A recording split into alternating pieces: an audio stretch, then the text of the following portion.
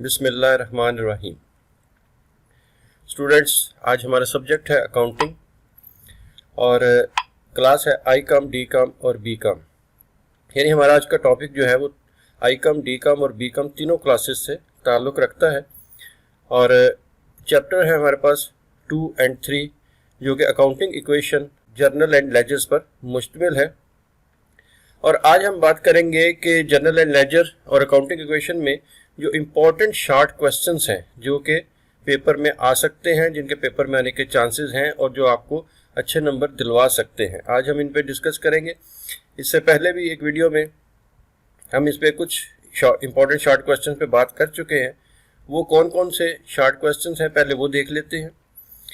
इससे पहले जो हमने शॉर्ट क्वेश्चन डिस्कस किए थे उनमें what is an accounting equation, define accounting equation, what is journal, our book of original entry, our book of prime entry, explain the word journal, what are advantages of journal, what is journalizing, what is entry, what is compound journal entry, what is narration and what is recording। ये 10 question थे जिनको हमने discuss किया था। आज हम मज़ीद question जो है वो डिस्कस करते हैं, देखते हैं कि इन 2 चैप्टर्स में से कौन से शॉर्ट क्वेश्चन मज़ीद आ सकते हैं। इनमें हमारे पास सबसे पहले है what do you mean by the term 2/10 n/30। Explain cash payment journal, explain cash receipts journal, what is ledger, what are 2 forms of ledger account, explain the advantages of the ledger, define posting, explain the method of posting from journal to ledger, what is folioing and what is the difference between journal and ledger, any 2 points। तो आज इन questions को हम discuss करते हैं। आइए देखते हैं, एक एक करके देखते हैं कि इन क्वेश्चंस के क्या आंसर्स बनते हैं। पहला क्वेश्चन जो है वो है what do you mean by the term 2/10 n/30। ये जो टर्म है 2/10 n/30 इसका क्या मतलब है? It shows that the maximum credit limit allowed by seller is 30 days, but if the buyer makes payment within 10 days, he will be allowed 2% discount। इसका मतलब है कि माल फरोख्त करने वाला खरीदार को रकम वापस अदा करने के लिए ज़्यादा से ज़्यादा 30 दिन की मोहलत देगा। n/30 नेट 30 days, 30 दिन की मोहलत देगा। लेकिन अगर खरीदार 10 दिन के अंदर अंदर ही रकम अदा कर दे तो इसे 2% रियायत दी जाएगी। 2/10, 2% एंड 10 डेज, यानी 10 दिन के अंदर अगर वो रकम अदा कर दे तो उसे 2% डिस्काउंट जो है वो दिया जाएगा। 2% तो उसे 2% रियायत दी जाएगी। फिर सेकंड क्वेश्चन है explain cash payment journal. Cash payment journal क्या है? A journal in which all the payments which are made in cash और recorded is called cash payment journal. वो जर्नल जिसमें तमाम नकद अदायगियों को दर्ज किया जाता है कैश पेमेंट जर्नल कहलाता है। कैश जो होता है वो पेमेंट भी होती है, रिसीप्ट्स भी होती हैं। तो लेकिन जिस बुक में आप सिर्फ पेमेंट्स लिखें, कैश पेमेंट्स के जो नकद पैसे आपने किसी को दिए हैं सिर्फ उनको नोट करें, उसको कैश पेमेंट जर्नल कहते हैं। Explain cash receipt journal. Cash receipt journal क्या है? A journal in which all the receipts which are made in cash और recorded is called cash receipt journal. वो जर्नल जिसमें तमाम नकद वसूलियों को दर्ज किया जाता है कैश रिसीप्ट जर्नल कहलाता है। यानी जहां से आप जो भी कैश वसूल करते हैं उसको जिस बुक में लिखते हैं उसे कैश रिसीप्ट जर्नल कहा जाता है। Question number 14, what is ledger? Ledger क्या है? The book in which all business transactions is finally recorded in the concerned accounts in a summarised and classified form is called ledger. वो किताब जिसमें तमाम कारोबारी लेन देन को अपने मुतलका अकाउंट में मुख्तसर और तकसीम शुदा हालत में दर्ज किया जाता है, लेजर कहलाती है। जर्नल में लिखने के बाद जब एंट्री को मज़ीद मुख्तसर और तकसीम कर देते हैं और उसको अपने अपने अकाउंट्स में अलग-अलग लिखते हैं ताकि हमें हर एक अकाउंट की अलग-अलग तफसील मालूम होती रहे, तो उस किताब को, उस बुक को लेजर कहा जाता है। Question number 15, what are 2 forms of ledger account? Ledger account की 2 किस्में कौन सी हैं? There are 2 forms of ledger account, standard form and second self balancing form. ये लेजर के 2 इकसाम हैं, इनके नाम हैं, आपने इनको ऐसे ही याद करना है। Question number 16, explain the advantages of the ledger. Ledger के क्या फायदे हैं? A, it provides summarized record of every account. B. Successful application of double entry system is ensured.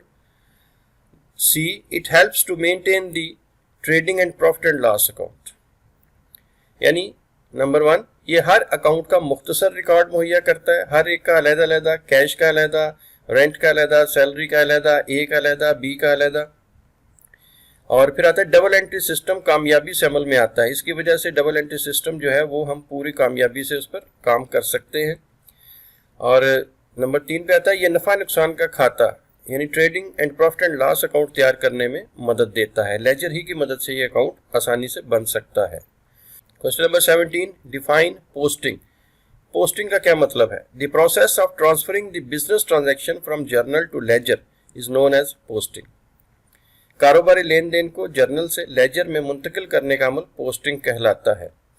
जब हम ट्रांजैक्शन को एंट्री की शक्ल में जर्नल में लिखते हैं उसे जर्नलाइजिंग कहते हैं, और जब जर्नल से यही एंट्री जो है अपने अपने मुतलका अकाउंट में लेजर में मुंतकिल करते हैं तो इस अमल को पोस्टिंग कहा जाता है। Question number 18, explain the method of posting from journal to ledger. Journal से लेजर में एंट्री को पोस्ट करने का क्या तरीक़ाकार है? Number 1, recording the relevant account on the left hand side of the account which according to journal entry is to be debited. Record the proper account on the right hand side of the account which according to journal is to be credited. Or record the name of the opposite account in the reference or detail or particular column. यानी ऐसा account जो journal entry के लिहाज से debit हो रहा है, जो आपने जर्नल में उसको डेबिट किया है उसे लेजर में डेबिट साइड पर दर्ज किया जाता है। ऐसा अकाउंट जो जर्नल एंट्री के लिहाज से क्रेडिट हो रहा हो उसे लेजर में क्रेडिट साइड पर दर्ज किया जाता है। और पार्टिकुलर या डिटेल या रेफरेंस तीनों एक ही चीज़ के नाम है। इस कॉलम में अपोजिट अकाउंट का नाम दर्ज किया जाता है कि किसकी वजह से डेबिट हो रहा है या किसकी वजह से क्रेडिट हो रहा है। Question number 19, what is folioing? The process in which the page number of the ledger is recorded in ledger folio column of journal and page number of journal is recorded in journal folio column of ledger is known as folioing. Ledger का सफ़ा number journal के ledger folio column में दर्ज करना और journal का सफ़ा number ledger के जर्नल फोलियो कॉलम में दर्ज करना फोलियोइंग कहलाता है। What is difference between journal and ledger? Journal और लेजर में क्या फ़र्क है? 2 पॉइंट्स, यहाँ पे 2 पॉइंट्स पूछे गए हैं लेकिन यहाँ पे मैं आपको 3 फ़र्क इसके डिफरेंस बताता हूँ। तो जर्नल और लेजर का आप अलग-अलग कॉलम बना लीजिए। Number 1, it is book of first entry, और लेजर है it is the book of second entry. Journal recording in journal is called journalising, recording in ledger is called posting.